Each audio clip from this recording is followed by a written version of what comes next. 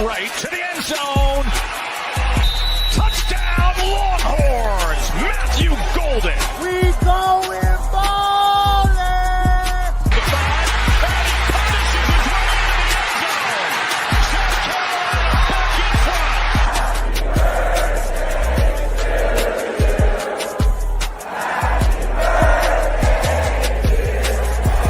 front. Like cinnamon toast crunch.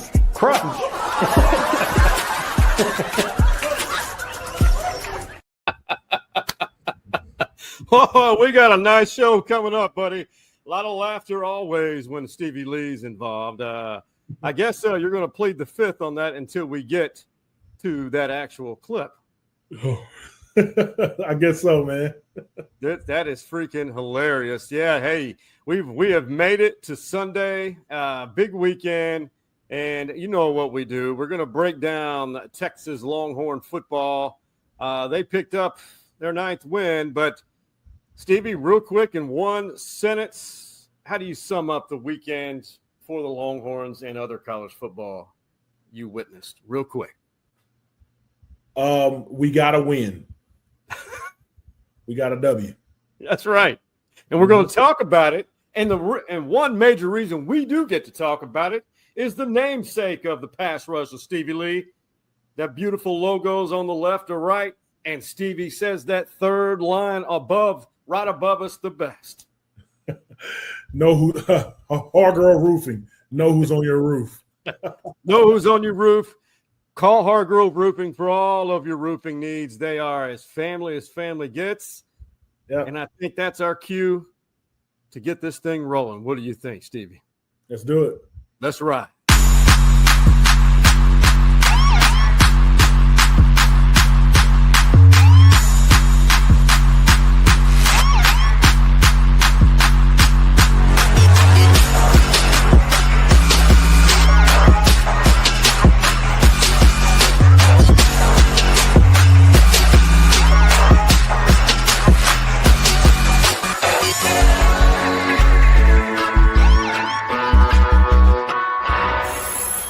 I don't think anybody in that locker room is content. You know, I think they know there's more work to be done. We got to continue to try to improve in all 3 phases. But the versatility of this team, I think, is probably somewhere where we weren't 3 years ago either. We can win games different ways. Stevie, it wasn't pretty. It wasn't awful. But it is a win in Fayetteville, Arkansas. Texas won 20-10. And more importantly, their 9th win. And more importantly, they stay up at the top of the SEC standings. But where do you start with this? Where do you start with this game? Because there was a lot of concern. This was an upset alert type game. It was. I don't want to say it wasn't pretty, like you said, you know, but it was. I think it was perfectly fine. Okay. It's a rivalry game. It's in Arkansas. They hate us more than they love themselves. Right. It's a rivalry to them more than it is to us. So we went up there and did what we had to do. When we needed to make the plays, we made the plays. Our offense went stagnant for a little bit, but they realized, you know what, guys, we got to wake up because this is a game, and they did, and that's when we pulled away. But like I said, it's a rivalry game, and things happen in a rivalry game, and we were good enough to handle their attack that they had on us, and then we came back and just shut it out. You know, that's a good summary. You know, and I think Arkansas is a team and program which is getting better. That quarterback that they have, he's gonna cause some headaches in years to come. Yeah, he's long and lanky and can run fast, and there were times where he went outside of the pocket when he should have gone through, because there were some running lanes open for him because they had receivers off in coverage. We're about to break it down here on episode 427. Do me a favor and do Stevie, because he says so. Says follow us on all of our social media platforms. and subscribe for free to our YouTube page. I am Shawn Clynch, the host of Stories Inside the Man Cave. That's that guy right there that never stops smiling, and he's a positive guy, Stevie Lee, former UT defensive tackle. We'll play for Mac Brown, by the way. I had to reveal the era. That doesn't seem that long ago, but God bless it was. So, as far as the offense, 315 yards, not awful, but not what we're used to, but you got it done. 138 yards rushing. Before we break that down, Sark talked about that. They had to make a lot of adjustments in the game. And then it's my job to adjust things to put ourselves and our team in the best position to try to win the game. And I felt like we had to, reestablish ourselves on the ground coming out of halftime. I told the team that at halftime, that was the plan, and so that we could stay ahead of the sticks, stay out of third and longs, extend drives, and play efficient football. So, you have to adjust. I think that's part of, we talked about play calling here, I think, earlier in the week, that you have a plan, and then in game you have to be able to adjust those things to put your team in the best position to win the game. Summed it up. That's not coach speak. That's exactly what happened. You see, Sark is very transparent with a lot of things. Tough environment. Arkansas's defense is improving. 138 yards rushing is the big key for me. They didn't have a lot of passing yards, but when you look what Wisner, Blue, and Jarrett Gibson, the freshman, did, and then a blessing on that fumble out of bounds for Blue. Because, that was a great strip the ball from behind, and it went out of bounds in Texas' favor. Your thoughts on establishing their will when they weren't averaging a lot of yards per carry? At first, but I think for me, when I saw that they came back out and kept hammering it, that's a testament to Torrey Beckton and how these guys are well conditioned. So all you got to do is just stick with your game plan, and it'll all fall together, right? So by hitting them in the mouth over and over and over again, that actually opened it up a little bit. I like to see more yards, but it got the job done, man. We're still really good at that, getting the job done on offense. I think that we idled down on purpose for a little bit, but I don't like that in a rivalry game like this. You got to keep, all gas. What Sark said when he came in, all gas, no brakes, Yeah. And so that's why I think that the yardage went down a little bit. But, being that Arkansas is the only team that I lost in DKR Stadium, I'm always afraid of what they could do, So you got to stay on them. Well, that game was dangerous, and it's. I think the win over Arkansas has more weight than people are giving it credit for. Just my opinion. Yeah, just because of history of that game, especially there. Yeah, and then you also look at the SEC, and there's always slip-up teams that you're not supposed to lose to that you lose to, and that Arkansas could have been that one, And hats off to Texas for staying focused and staying in the game, and they kind of got out of the game, and then my heart started racing a little bit, and then they got right back into it, Yeah. The one part you alluded to, Quinn Ewers. Here's the part I'm torn on. He obviously can execute this offense, but it has to be in sync. It's a collective effort. It's not all Quinn. It's the play calling, and one of the players will tell you they trust Sark on what he calls to put them in successful situations. There's so much criticism. If you were to read the Twitter or X, whatever we're calling it, the post, and just criticizing UT's play calling, like, where is the downfield game? Where is it? Where is it? But in reality, and I'm not defending anybody, this is just my opinion. People are coming after Quinn again. I don't care if it was Arch Manning, the starter. I guarantee if he did this, he would be criticized because whatever the QB is, that's playing quarterback for Texas, if they're not performing or executing a play or plays as one expects, someone's going to get criticized. But correct me if I'm wrong, and we've talked about it before. The key to this offense, and Sark tells you what they're going to do. They want to get their fast people in space. And that's what they're doing with Blue. All the receivers, they're not always going deep.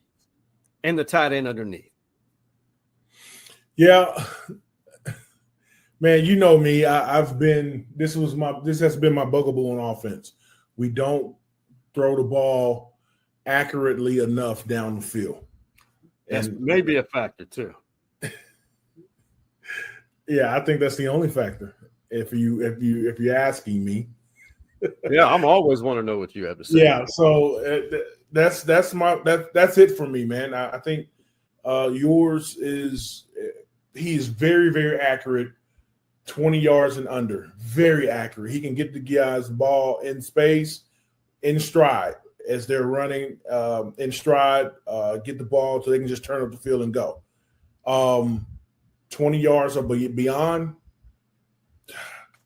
he's off. He's off. Like we had a couple of times that the receiver was running free, but couldn't get the ball to him this last game. So, and then a couple of times, the receiver zigged when he was supposed to zag or something like that, So the deep game is really off. There's, how, someone in baseball might get the yips. Yep. I honestly think that yours has the yips with anything over 20 yards, man. That's call Stevie Lee crazy, but that's what I'm thinking, man. He doesn't get the ball to these guys, and then when he does get them to him, it's a big adjustment from the receiver that has to get it. Yeah. Go look at elite quarterbacks and watch how these receivers are just running in stride and just can catch the ball in their breadbasket. None of our receivers, not deep. He can do it very, very well, short game.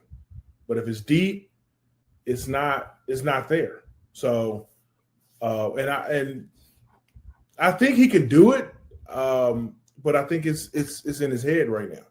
Well, another factor too, I think Arkansas showing the 3 safety high look. They sold out not to get beat by the deep ball, period. But why even do that when they know he doesn't throw the deep ball well? Well, look at the film. Georgia sat on the out routes. They sat on the in routes and sure did. And see what happened there. We had to replace him for a couple of downs. So why would Georgia play? What'd you say? 3 high? Yeah. Why would they play that when it's proven that he can't get it down there? So anyway. But it's Quinn is still our guy. I know we got a really good quarterback behind him. He's still our guy, right? But something's got to give when we get in those big games and we need some big plays down the field. Yeah, I think there's a difference of athlete at linebacker for Arkansas compared to Georgia. I think that may have been a factor for them. They said, all right, you're going to have to beat us running the ball, or you can dink and dunk on us all you want, but we're going to keep you in front of us. That's what it felt like to me.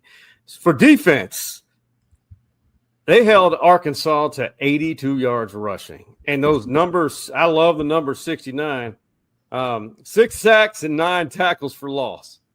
I'm sure you do. I love it. And before we talk about that, I just put a reel together, man. This is beautiful to see anytime, but it's even more special when your defense performs like this on the road.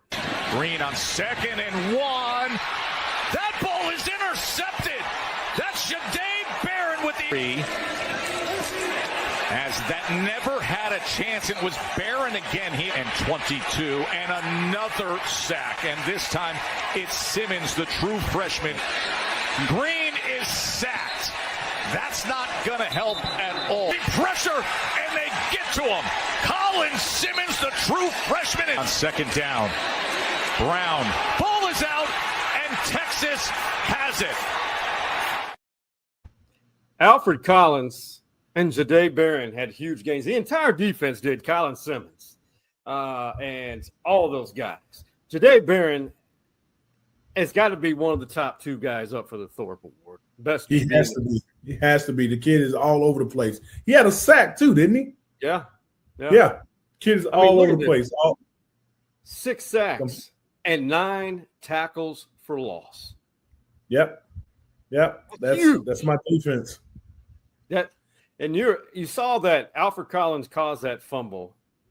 It reminded me of a play in a game at Arkansas in 2004 that you were a part of. I like to call it the game-winning fumble. Let's see this. I mean, you tell me if that didn't look similar. Jones running for his life. Steps back up, is hit again, and loses the ball. Recovered by Texas. Brian Robinson makes the recovery.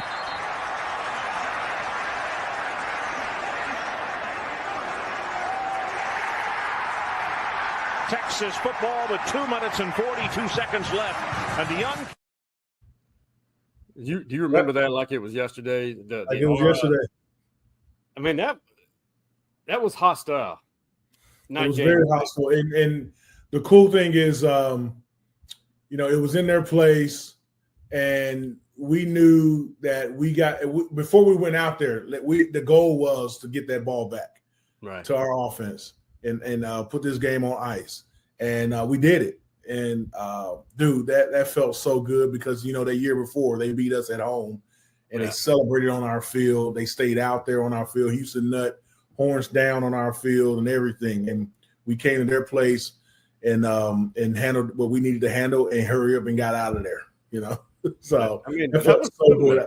And I haven't seen that play in forever, man. So I'm glad you showed me that. And in that clip you had Brian Robinson, Philip Geiger, and Aaron Ross was in that film. I was on the side. I was out that play. And so it was Larry Dibbles and Rod Wright. And dude, it was all my guys. That right there, like, I would love for you to play it again. I love that, man. No, just send it to me, man. Beautiful. Michael Huff, Derek Johnson, Tim Crowder. Dude, those some dogs on that defense, man. And more than half of the guys I just mentioned played in the NFL. And with DJ playing for 14 years in the NFL, man, that's awesome. That was a great defense, man. That was fun. That was a lot of fun playing with those guys back then. And Tim Crowder, another good. That's a funny human being right there. Yeah, and then there was Michael Huff stopped. Was that Matt Jones? Yeah. Michael Huff stopped him and tried to do his Michael Huff patented tackle and fell off of him, and then they gave Larry grab a hold of him and wrap their legs up with his legs. But Michael that gave Larry Dibbles enough time to reach around and swipe that ball out. So and Brian Robinson and fell on it, man. But I'm really thinking in that defense, I would love to go and calculate how many years of NFL play that those guys on that field had, because it's decades. One guy played over a decade. Up next, Kentucky. They're 4-6. They're coming off a win in their non-conference schedule against FCS Murray State. Mark Stoops, Bob's brother, is the head coach. Kentucky, the record's not really indicative because they've had some one-score. I mean, they did get hammered by South Carolina. We'll get to them. They lost by a point to Georgia when Georgia was number 1. They did beat Ole Miss, okay? They lost to Vanderbilt by a touchdown. That's a one-score game. They got hammered by Florida before the injuries piled up for them. They lost to Auburn, lost to Tennessee by 10, and here we are. So they're going to be hungry because they're going to need 2 wins to become bowl eligible here in Austin on Saturday. Yeah, we call these the money games, man. So, they're going to be hungry, wanting to get a win, and really, it'll solidify their season if they were to get a win against number 3 in the country in our stadium. So it's one of those sneak up games in the SEC that can come and bite you in the tail. So, oh my God, you aren't kidding, man. You got to play.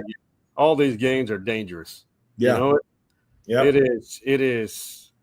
It's unreal to see. Even Florida, because Florida's back, they're healthy, and that's in week 12. You saw what they did. Florida beat the dog out of their opponent. So we talked about the Gators. They're healthy now. I think they're almost 100%. I think we saw potential in them when they played here in Austin, but they got Lagway back at quarterback. He's healthy, and some other guys are healthier. That's a dangerous team. And, Florida now is 5-5, so they've got to win their last two or just one of their last two to become bowl eligible. Now you see Georgia knocked off Tennessee, who had one loss. Now they have two. BYU suffered their first loss against 4-win Kansas. They still have Daniels at quarterback. They're dangerous, so they're trying to get to bowl eligibility. And the Cox, South Carolina Gamecocks, we saw what they did to Texas A&M. They're rolling right now. I think they have turned the corner. Check out this big touchdown for South Carolina. Watch this running back. Made some big plays downfield. Got a small defender on him. Shovel pass Sanders. Rocket Sanders dances to the 5. And he punishes his way into the end zone. South Carolina back in front.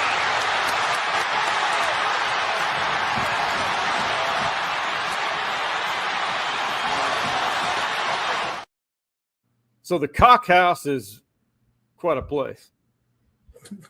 For a night game. I can't do it with you, man.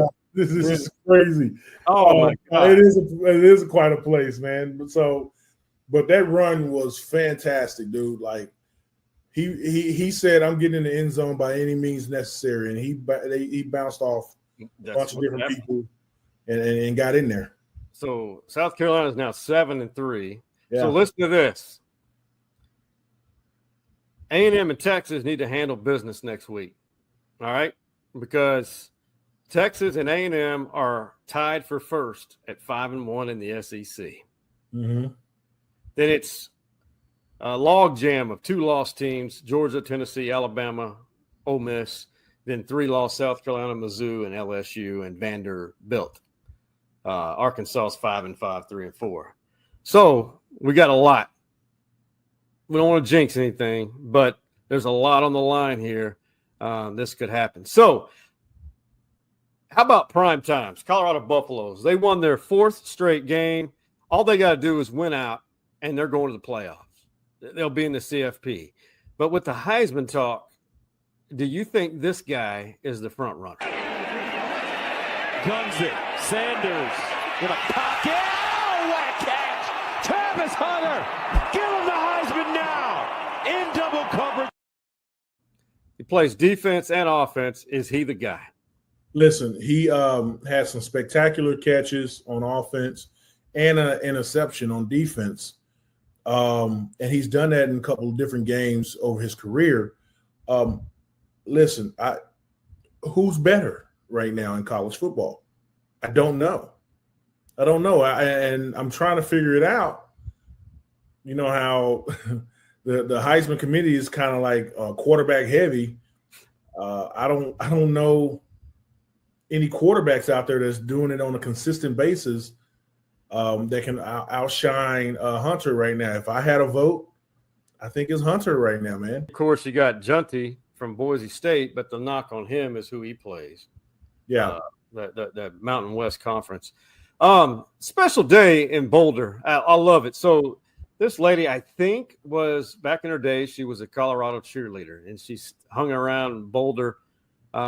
Miss Peggy and Deion Sanders, when he arrived, he found out who she was, and he made sure he visited her at her home.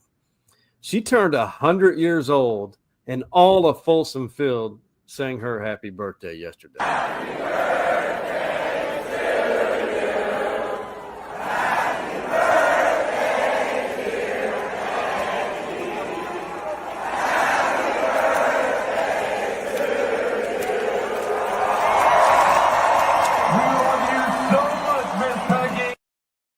That's awesome. That is awesome, man. Yeah, that's pretty neat, man. That's cool. Happy birthday, Miss Peggy. Happy birthday, Miss Peggy, man. Do you see that look? She, and Primetime, she and Primetime have a special relationship. Now, it just tells you what he has really turned the corner as far as marketing and renewing interest in that program. They've done a fantastic job. So we talked about the wins, the losses, and Miss Peggy and the winning that they're doing in CP, or CP. I'm not talking about Cedar Park, but here locally. But how about we reveal post Week 12 power rankings?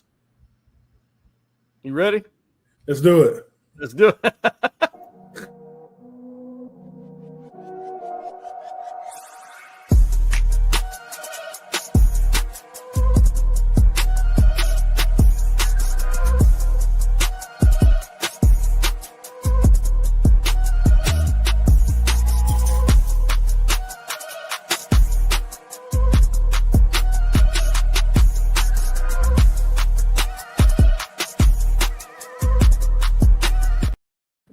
What do you think, Stevie?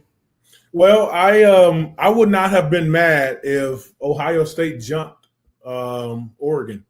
Oregon had a really close game against really close game. I came close. Yeah.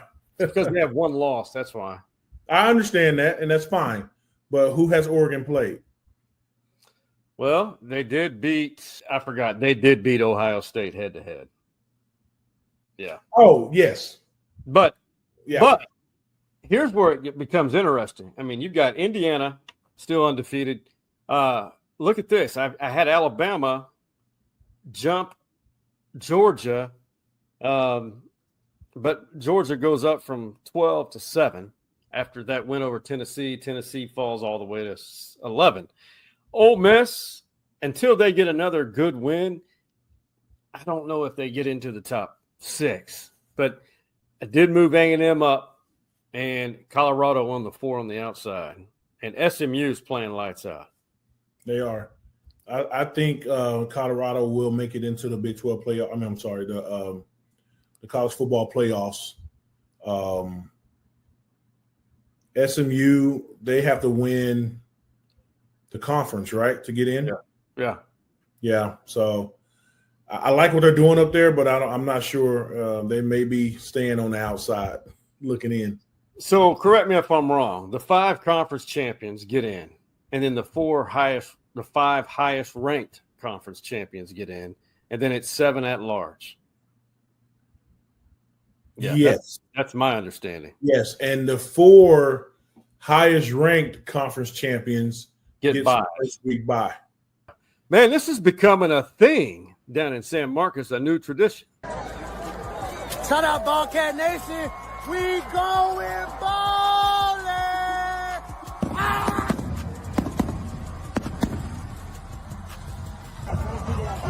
We going bowling. TJ Kinney, the head coach there, has done a great job. They went to the first bowl game last year and won it. I like that. They wore their throwbacks at that final game, yesterday to commemorate or honor the old Southwest Texas.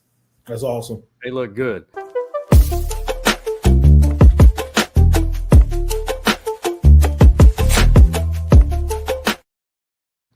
That's TJ Kinney, post-game press conference. Very informal. I like that. What do you caption this? What would you put under there? I'll just tell you the reason why. The entire team, coaches, AD in full suit, and president, all the players and coaches, you know, when you graduate from Texas State, you jump into the San Marcos River. Yeah. They all jumped into the river last night. That's fun. That's fun.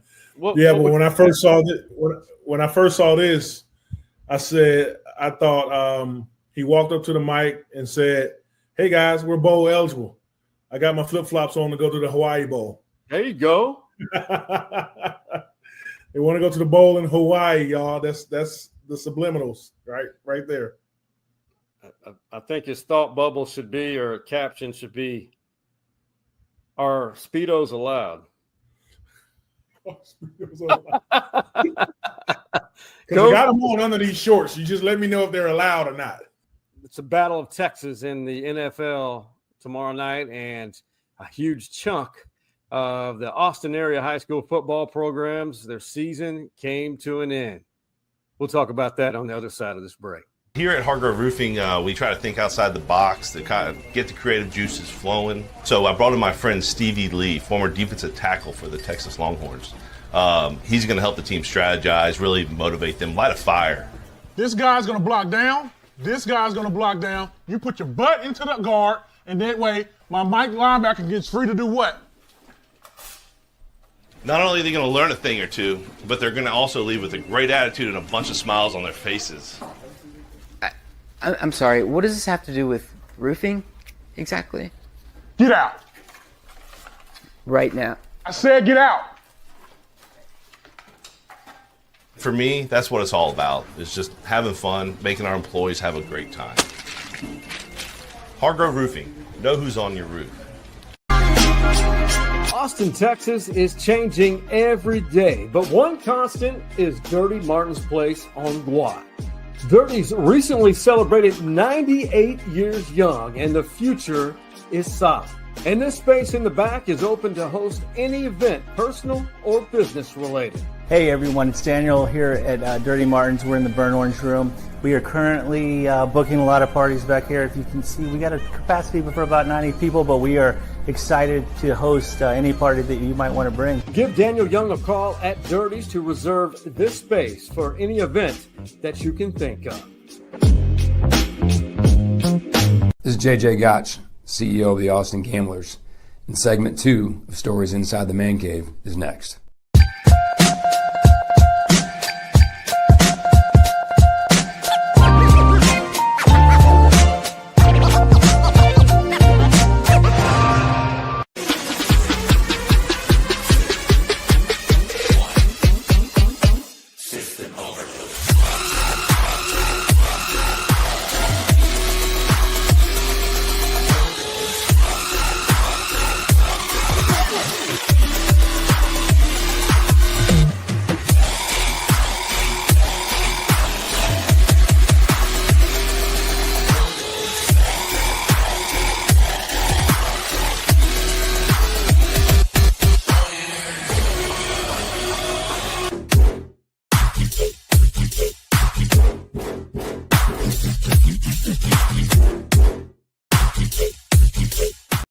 I think that needs to be our permanent theme music, to be honest with you. That's good. Man, not as many teams this week, as you noticed, lost. Shout out to my beloved Anderson Trojans. They were leading LaPorte in the fourth quarter, the beginning of the fourth quarter, 21-20. Questionable calls. I never blame officiating. And they lost 42-21. Yeah. We broke up. Oh, what's the last thing you heard? My Anderson Trojans, and you did that. Oh, so my beloved Anderson Trojans led LaPorte in their bi-district playoff last week, this past Friday, 21-20 heading to the fourth quarter. But I'll never blame officials for anything. They have a hard job, and they need to be appreciated more. But there were some calls which I thought, like holding, that should have been called, but they weren't. And Anderson ended up losing 42-21. Yeah, it's tough, man, especially going out to all the seniors going out, man. That's a tough one. I was looking forward to watching Weiss play Angleton. Got a couple friends that kids play on both teams. One of my colleagues and my old teammates, his kids, Quentin Jammer's boys plays at Angleton. And my pastor, Eric, his son plays at Weiss. And so they played each other, and Weiss ended up winning by a touchdown. That was 38-24. I thought Angleton won. I'm sorry, yes. Angleton won. That's okay. I was like, man, I forgot that. I left off Weiss if they won. Yeah, no. I'm sorry. Yeah, Angleton won by a touchdown. And both my friends, I talked to both of them before the game, and they were both excited. So it's high school football in Texas, man. It's live. Best time of year. 6-week tournament ends up at Jerry World in Arlington. And speaking of Jerry World,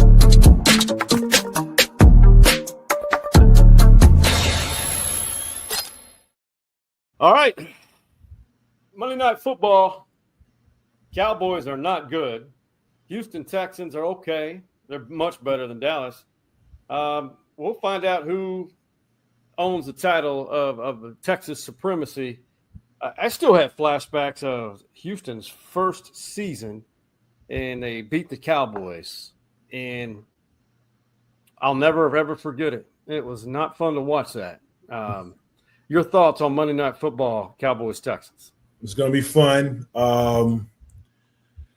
Cowboys, they're depleted right now with injuries. So I got the Texans all the way, man. It's going to be a bloodbath tomorrow. You think the Texans are going to blow them out? I think so. CJ Stroud is playing very, very well. I like to watch that kid play for some reason. Good. Yeah, and He's so really good. yeah. So and isn't it in Houston? It's in Dallas or Arlington. In Arlington, but it doesn't matter. CJ Stroud is on fire right now. Well, the Texans have lost 2 straight. Okay, so they need to find some success. They're 6-4. They're in the thick of it. Meanwhile, the Cowboys have lost badly to the Eagles, lost barely to the Falcons, lost to the 49ers, lost to the Lions bad. So they've lost 4 straight. They're not good. They're not good at all. Not a heartfelt story. I love it because this convinces me that there's more good than bad in this world. Our friend and now Stories Inside the Man Cave VIP alum, Rudy Alvarez, coached a lot of successful high school baseball teams at Travis and Bowie High School. He's a painter and has a hobby, and he paints people's pets. He was inspired when Kirk Herbstreit lost Ben, the golden retriever. That's his painting right there, and I helped him. I went to Twitter. He asked me for some help, and I was skeptical about it, wasn't sure what would happen. Met his cousin, connected with his cousin. Brian Herbstreit lives in the Cedar Park, Georgetown area. We all met at Rudy's Barbecue on 183, perfect for Rudy. And that painting of Ben is going to Kirk at Thanksgiving. That's awesome. Man. That's pretty cool, man. Good for you for connecting people like that, man. Well, a shout out to everyone who is watching, who follows me or us or any of on social media. You all deserve a ton of appreciation. Jeff Cross, Mark Pena, there's a lot of people to thank. A lot of former high school mamas that I covered their kids in high school. Mm-hmm. There's a lot of people because we got this rolling. A lot of people just got it circulating. So, man, I'll be honest with that whole deal. It touched me. It touched everybody. I'm sure it affected you emotionally as well. Yeah, it was neat to always see him walking around with Kurt. But, when you heard that the dog passed, you thought that, man, Kirk is probably hurting right now. So, oh, God. Yeah. So, it's really cool for them to get that picture. Hopefully he'll get it and give him a shout out for painting that. I hope, I can't wait to see what happens. It's going to be fun to see that.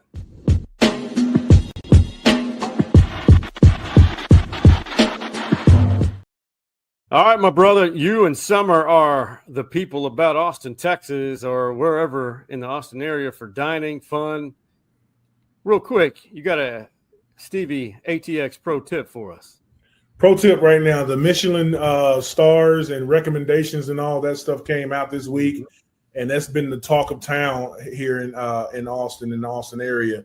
Man, I'm telling you guys, Interstellar Barbecue. It's some good stuff, man. It's really good. The problem is with their Michelin recognition, the line is going to be around the block now. So just it's getting cooler nowadays. So go ahead and stick it out. Get a cold beverage in your hand and just wait the line out because you will not be disappointed. It's good barbecue, man. Go up to North Austin off of 620. 620. And 620 in Anderson Mill area. and enjoy yourself because it's really good barbecue. They make it they're not just smoking meat out there. It's a craft for those guys.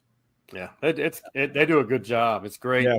My favorite remains Micklethwaite Craft Meats on the east side. It's a food truck. Yeah. I love it. That's a good tip, my brother. There you go. Always rely on Stevie on those. Yeah. TikTok in the man cave, we love it when news anchors, I've been there. I had a flub, had a couple of, Freudian slips, if you will. This one was absolutely hilarious. Bacon product might hit the sweet spot. Hormel is partnering with General Mills breakfast product Cinnamon Toast Crunch.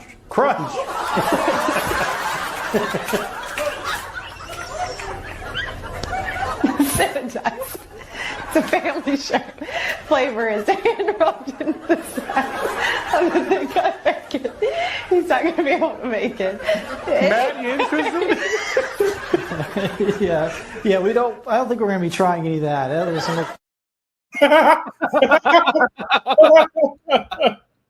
You're not going to be trying any of that. That's bad, man. That was bad. I don't know. Did they ever recover? I wonder if they ever recovered, man. I remember one. That was great. That was pure greatness. I got to see your blooper reel, man. Man, I tell you, the first one, well, not the first one, but when I left, I had a ton of them in East Texas, a few in Oklahoma, but my first day at KVU, my first show to anchor, they pointed the live camera to the green screen. I don't know why, but the weather guy was over here. So I'm walking out in the studio to get up on the desk while the weather guy's doing weather. Well, I walked right in front of that camera on the green screen when he was over there, and I stopped and looked because I noticed the corner of my eye. Why am I on camera? I looked right at the camera and did this and just kept walking. Yeah.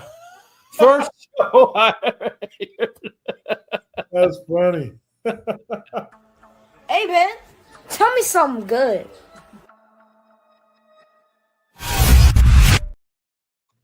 My brother, you're good for positivity and uplifting and making people smile, laugh. Again, there are so many more great things in this world than negative, but tell me something good, my brother. Man, something good, dude. This Saturday coming up is the last home game in DKR Stadium. We had a great time, guys. We lost this one. This year. The last home game this year in DKR Stadium. Actually, you know what? We could have another one there.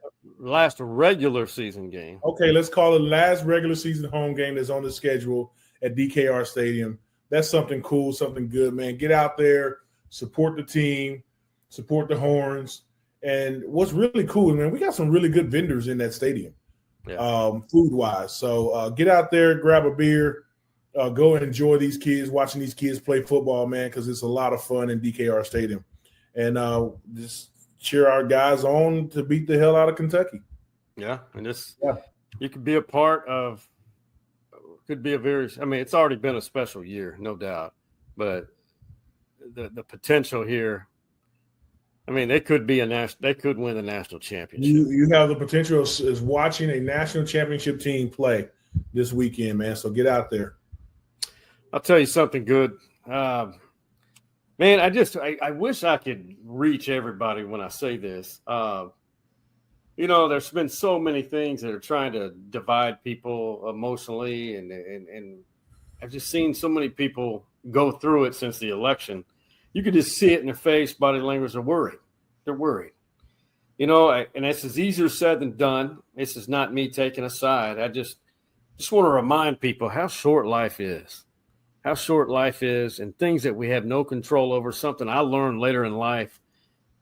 Don't allow something we have no control over to dictate your happiness. Yeah, we can put that thing in reverse or make a right left turn real quick to happiness, and because we can alienate people in our lives, we can miss fun, and we can make ourselves ill over anxiety and stress. I think we've all been there. Mm-hmm. Yeah, man, there's so many great things in front of us, man, and that's just something I wanted to mention I've seen it. This last week was a little trying out and about, seeing people and hearing people what they were talking about and worried about. And I get it, rightfully so. But let's get on with our lives and have fun and love a lot. Hey, for the beautiful city of Shreveport, Louisiana, the home of the Hargrove family of Hargrove Roofing and the birthplace of the Stevie Lee, and to my college alma mater city, the Nacogdoches, Texas, in East Austin, East Texas, where the tall pines are, the oldest town in Texas, and to my beautiful hometown, the great city of Austin, Texas, and to everybody who watches and follows us, much love to you. Have a great week. And for the OG Man Cave boys, that being Hardball Harge, Big Mike, and the Coach Mo, what do we tell them, Stevie Lee? We out. You see the drippy, I'm fitted up. Hop in my car and the giddy up. I said get out.